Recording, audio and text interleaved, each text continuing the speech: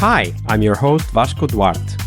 Welcome to the Scrum Master Toolbox podcast, where we share tips and tricks from Scrum Masters around the world. Every day, we bring you inspiring answers to important questions that all Scrum Masters face day after day. Hello everybody, welcome to our TGIF and Product Owner episode this week with Viktor Didenchuk. Hey Viktor, welcome back. Hi Vasco, glad to be back. So Viktor, Friday is Product Owner Day, of course, and we'll talk about what great product owners look like in a minute. But first, share with us, what was potentially the worst product owner anti-pattern you've witnessed in your career? So definitely it's what is probably called in the community as a blind product owner or handicapped sometimes. So it's obviously someone who is, at least in my situation, it was a product owner who is just creating features for the sake of features.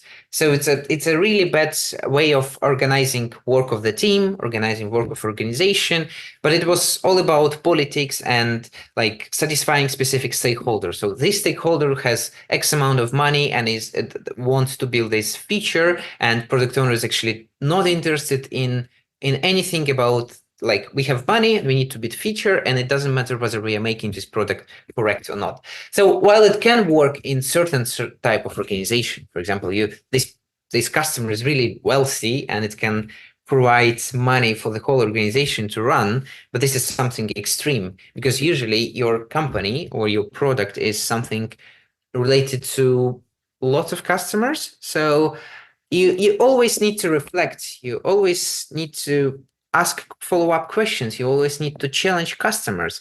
Even if they want to spend a ridiculous amount of money and they want to pay it like cash instantly, just ask whether they really need it. So yeah, I really had an opportunity to witness this blind PO idea, which was not effective as working as a team because everyone was like unmotivated of doing stuff no one interested in. Basically, it's a technical. Very interesting description because you called it the blind PO, and I didn't associate it when you said it first. But now that you've described it, I'm asking myself: do you mean blind, like not having a vision?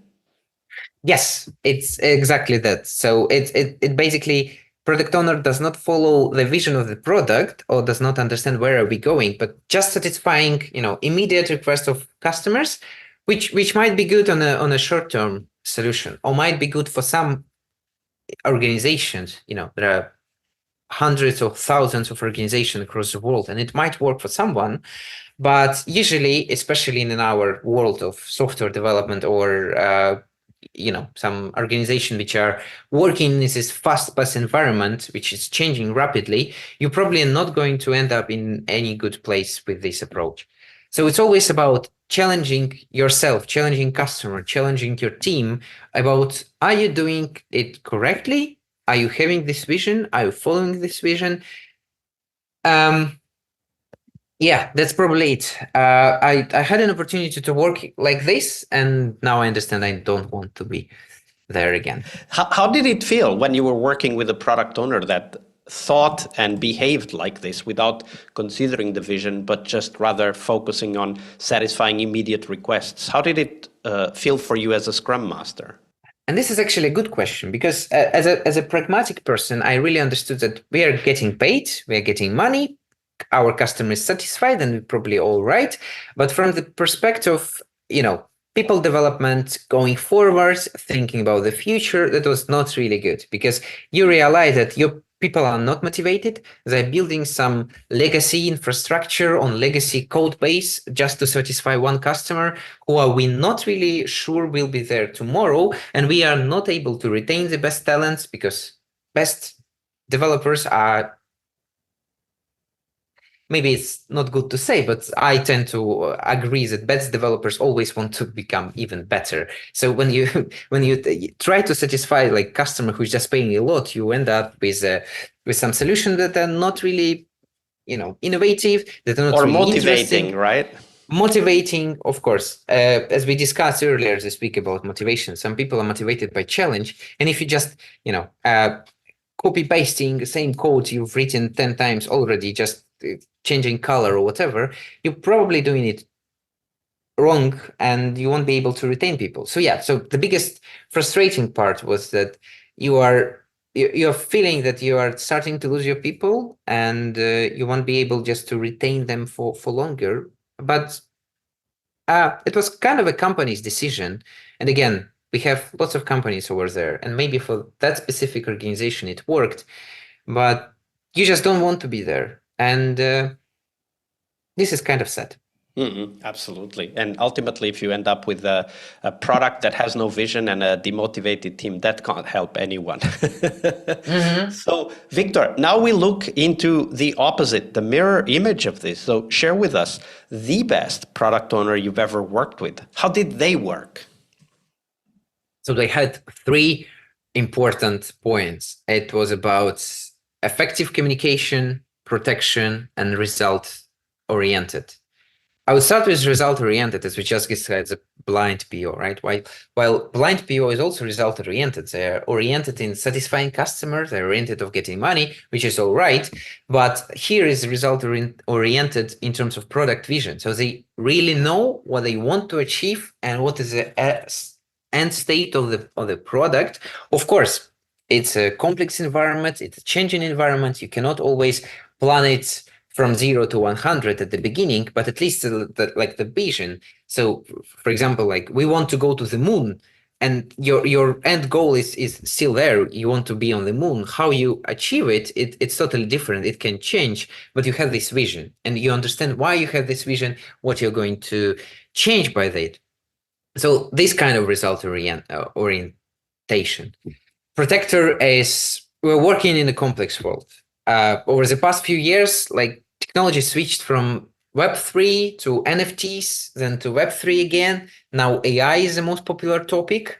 Like all companies are trying to be AI. You end up finding AI solutions whatever you think about, there is an AI solution there.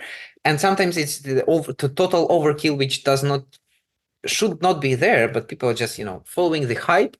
So I understand why business priorities change, but again, you need to be aware that protecting your team and protecting your vision is important, because while adapting immediately to AI is a good thing, but maybe you don't need this one because you are not working where it might be beneficial, or you will spend so much time, energy, and money that you won't be able to actually get on the moon. So protection of the result you envisioned is an important one. And the third is effective communication. Obviously, this is something super simple. Everyone knows about it. Everyone keeps talking about it, but sometimes it's so hard to think, because we always can see this pattern that product owner is talking about result, successful customers, and then we just release feature and it disappears. You never hear about it again. You never think how it was actually whether it is attracting customers, whether they are satisfied or not. So the good product owner, from my perspective, and the one I've seen before, is someone who actually cares about what we already delivered. So we delivered something good and they shared it. You see, these numbers are going up. Our customers are satisfied. Our customers are wanting more of this. Or we created something good. Well done. Or from the other side, like we've created something wrong. This was my decision and my proposition. We are not going to do this again. Let's take a moment and think why it was wrong and how we ended up in this situation. And of course, you will get probably more failures than successes, because this is how world happens. There is a competition everywhere, and you can't believe that you are always successful. It's not going to happen for you. So you need to be prepared for this. But the communication is a must thing there. And also integrating, right? Because it's not like what I was thinking is exactly what you said, that we will try many things, and we already know in advance that most of them will not provide what we want. Some will provide something better, and some will provide something worse, like less results or less engagement or less revenues, whatever that might be. And learning to communicate that is extremely important, because failure is not a problem. unless, of course, it is a massive failure, right? Like long-term, lots of investment up front and no return for it. That would be wrong. But the ability to create the many different experiments and what their consequences were, whether they were good or bad, that really is a key way for us to also, meaning product owners, to communicate to the team what works and to collect from them ideas, right? To generate in them ideas that will then help and feed the imagination of the product owner. Mm-hmm. Yeah, this is exactly correct. And about this sharing feedback, it's always, again, we discussed it earlier, that it's always a leader who is wrong, but it's always a team who wins. So if it's a positive feedback, if it's a positive numbers, then it's the team who deliver these results. But if we deliver something that no one ever wanted, then it's probably product owner who is wrong and who didn't think about it or didn't make enough research. Absolutely. It's always the leader who's wrong and it's always the team who wins. That's a great way to end our week, Viktor. Thank you very much for sharing all of those stories and insights with us. Before we go, though, where can people find out more about you and the work that you're doing? The best way is on my LinkedIn. Yeah, it's my first name, second name, Viktor Didenchuk. You should be able to find myself. Get in touch. We'll be happy to connect with listeners. Absolutely. We'll put the link on the show notes so that the community can go and, why not, ask a few follow-up questions from Viktor. Viktor, it's been a pleasure. Thank you very much for your generosity with your time and your knowledge. Thank you, Vasco, for providing this opportunity. Bye-bye. One more week of the Scrum Master Toolbox podcast is over, but there's a lot more we have to share. We have developed our own membership site where you find a community of active and engaged Scrum Masters. In this site, you get access to exclusive content and get to interact with us, your podcast hosts, as well as the best Scrum Masters in the world. So join us at scrummasterpodcast.com and keep this podcast free of advertising.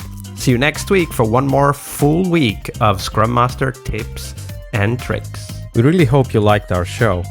And if you did, why not rate this podcast on Stitcher or iTunes? Share this podcast and let other Scrum Masters know about this valuable resource for their work. Remember that sharing is caring.